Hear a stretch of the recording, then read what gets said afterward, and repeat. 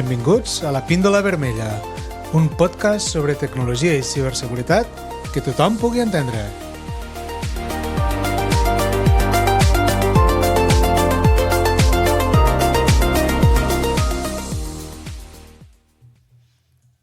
Benvinguts a este episodi nou de la Píndola Vermella. Avui parlarem sobre consells per a crear contrasenyes segures i que, a més, siguin fàcils de recordar. A veure, l'episodi anterior vam veure l'exemple del Joan, que tenia la seva contrasenya exposada al públic escrita en un post-it apegada al monitor de la seva faena. Vos diré que si no vos recordeu d'aquest exemple o si no el vau escoltar, sempre podeu anar a la web lapindolavermella.cat i allí podeu escoltar tots els episodis que portem fets fins ara. Anem a imaginar que la contrasenya que tenia el Joan era, no sé, 1, 2, 3, 4, 5. Després d'això, crec que hauria d'haver sigut de rebut que el ciberdelinqüent li enviés una nota d'agraïment després d'haver-li buidat els comptes. A més de tenir-la a la vista de tothom, era molt fàcil de recordar. Per cert, mira, una pregunta. Vosaltres sabeu quines van ser les 5 contrasenyes que van ser més utilitzades l'any 2021? Pues la primera va ser, atenció, 1, 2, 3, 4, 5 i 6. La segona, 1, 2, 3, 4, 5, 6, i aquí ve la complicació, 7, 8 i 9. La tercera és una miqueta menys imaginativa, 1, 2, 3, 4, 5. La quarta va ser tot en minúscules QWERTY, que són les primeres lletres que et trobes en un teclat. I en cinquena posició va ser la pròpia paraula password, contrasenya. Així que ja sabeu, si algun oient està utilitzant alguna d'estes, acaba d'escoltar el programa i després vol canviar-la, ¿vale? A les notes del programa, que podeu trobar a la web que vos he dit abans, vos deixaré l'enllaç a la pàgina de la Wikipedia on explica precisament això. Per cert, lo d'utilitzar 1, 2, 3, 4, 5 com a contrasenya ja fa molts anys que va, Vos deixo un altre enllaç a les notes en un fragment de la pel·lícula Spaceballs, la loca història de les galàxies, una pel·li de l'any 87 i bueno, ja vos he deixat l'enllaç que vos porta a un puesto molt concret de la pel·lícula i ja em direu si vos fa gràcia. Bueno, dit això, a veure, què és el que fa que una contrasenya sigui bona? La fortalesa d'una contrasenya, la fortalesa vol dir lo resistent que és, no? Lo difícil que és per a un contrincant, per a un ciberdelinqüent, poder-la esbrinar, poder saber quina és. Pues la fortalesa d'una contrasenya depèn de diversos factors, però de tots els factors que hi ha, n'hi ha 2 que són segurament els principals. Un és la longitud, bàsicament, com més llarga sigui la contrasenya, doncs molt millor, i que no sigui predible, que no es pugui predir, és a dir, que tu no puguis endevinar per pura xiripa quina és, no? Segur que vos heu trobat molts llocs web on vos demanen que la password ha de tindre un mínim número de lletres, barrejar majúscules i minúscules, posar algun número i també símbols de tant en tant. A veure, tot això ajuda a que sigui la contrasenya més forta, evidentment. Però, com vos he dit abans, el que segurament és més important avui en dia és que sigui llarga i no predible, que no es pugui predir. Per exemple, mireu, avui en dia, quant de temps diríeu que es necessita per a trencar esta contrasenya? A veure, ja sé que això és molt radiofònic, però G de gat, J de Jaén, número 5, R majúscula de Ramon, número 9, una coma, una O majúscula i un 8. És una contrasenya que no està mal, té 8 caràcters, té majúscules, minúscules, números i símbols. Símbols vull dir signes de puntuació, en aquest cas una coma. Doncs bé, avui en dia, trencar una contrasenya, quan diem trencar, el que significa és que hi hagi una màquina que sigui capaç d'endevinar-la. Trencar una contrasenya com esta, utilitzant la força bruta, se pot fer en un segon, literal. Per cert, què és la força bruta aplicat en aquest context?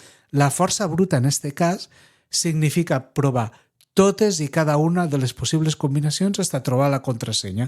Per exemple, començar provant A, després A, B, A, C, i així contínuament. Doncs bueno, fins a arribar a la contrasenya que em dic que és G de gat, J de Jaén, número 5, R majúscula de Ramon, número 9, coma, O majúscula, número 8, un segon, literalment, un segon.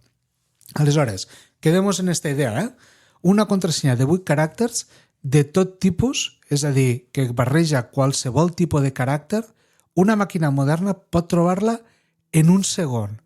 Això jo crec que és molt interessant. Així pues, si tenim que una contrasenya que a priori ens sembla molt complicada pot ser rebentada en un segon, què podem fer al respecte? Bueno, anem a parlar sobre tècniques per a crear i recordar, sobretot, contrasenyes. D'estes n'hi ha unes quantes, n'hi ha diverses. Avui ne repassarem principalment un parell. La primera que repassarem serà la frase de pas, la passphrase, que es diu en anglès. Esta tècnica se basa en utilitzar, pues això, una frase de pas.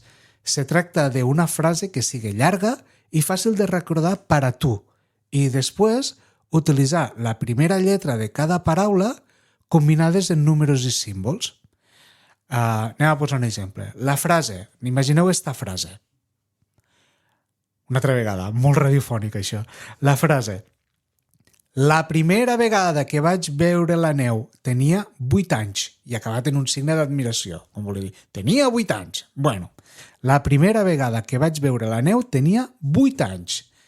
Esta contrasenya quedaria com L majúscula, P de Pamplona, B de València, Q de Kilo, B de València, B de València, L de algo, no ho sé, de Lleida, N de Navarra, T de Tarragona, número 8, A d'Amposta i un signe d'admiració. Està bé, esta contrasenya té 12 caràcters, combina majúscules, minúscules, números i fins i tot una exclamació. Tampoc és predible. Vos faig una altra vegada la mateixa pregunta. Sabeu quan tardaria avui en dia una màquina moderna en trencar esta contrasenya? Una mica més que l'anterior, això sí, una mica més d'un segon. Tardaria 8 mesos. No està gens malament, és a dir, hem passat de 8 caràcters a 12 caràcters que té la contrasenya i una màquina moderna molt potent, avui en dia la contrasenya de 8 caràcters la pot trencar en un segon, la de 12 en 8 mesos. Bueno, està bé, ens tocaria canviar la contrasenya cada 8 mesos. No està gens malament. Però, a veure, encara la podem fer més forta.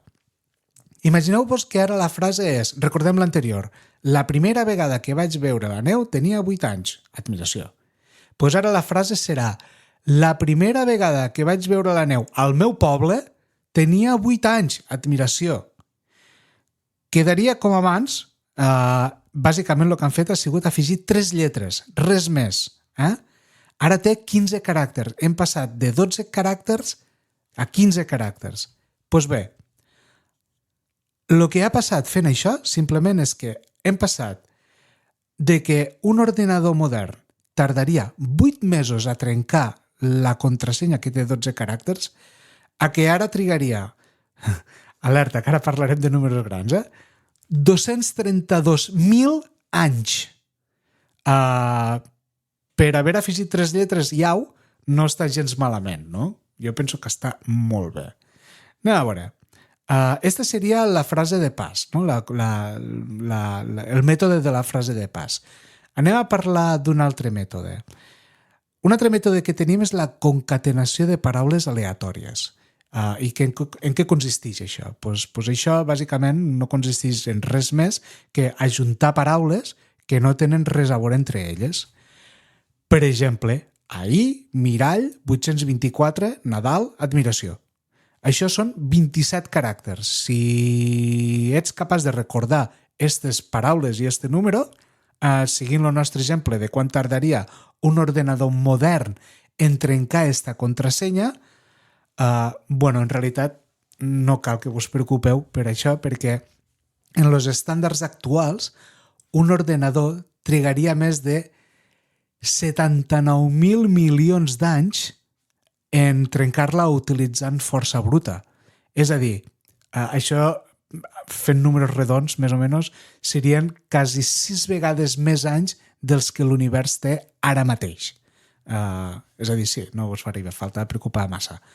Hi ha altres tècniques per a crear contrasenyes i després recordar-les. Hi ha les tècniques... Podem utilitzar la de concatenació que acabem de parlar i utilitzar més d'un idioma, per exemple. I una tècnica que també s'utilitza moltíssim és la de substituir lletres per símbols i números. Per exemple, podem substituir la lletra A per una arroba, la lletra S pel símbol de dòlar, la lletra O majúscula per un 0, no? Etcètera, etcètera. Però clar, com ho fem per a recordar totes aquestes contrasenyes?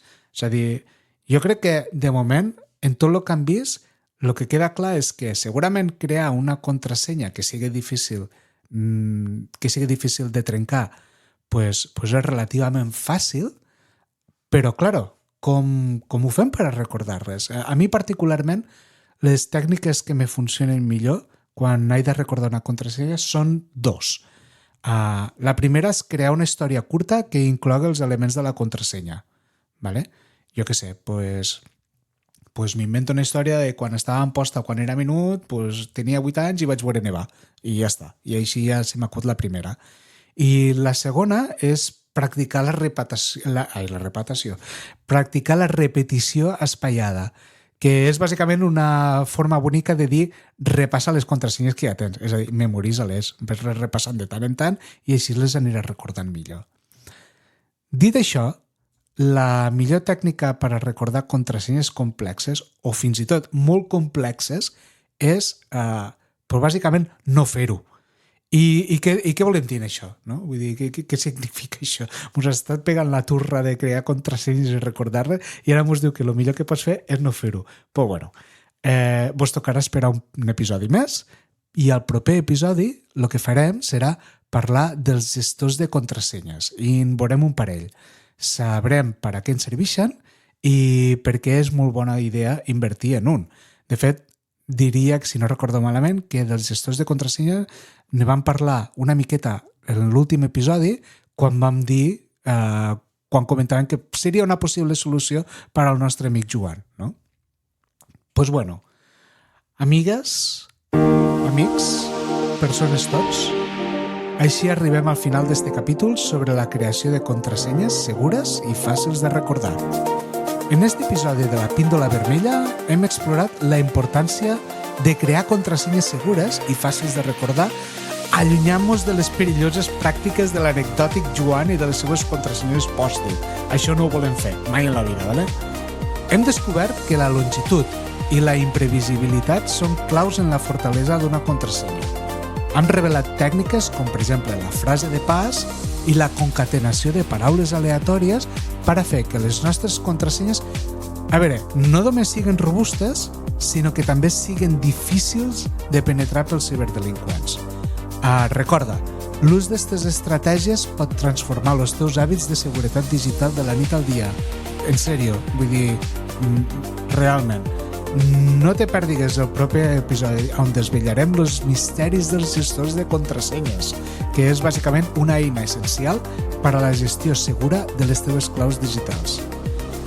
Si tens alguna pregunta o vols que parle d'algun tema que t'interessa, envia'm un correu a lapindolavermellapodcast, tot junt, lapindolavermellapodcast@gmail.com i visita les notes del programa visitant lapindolavermella, tot junt també, .cat.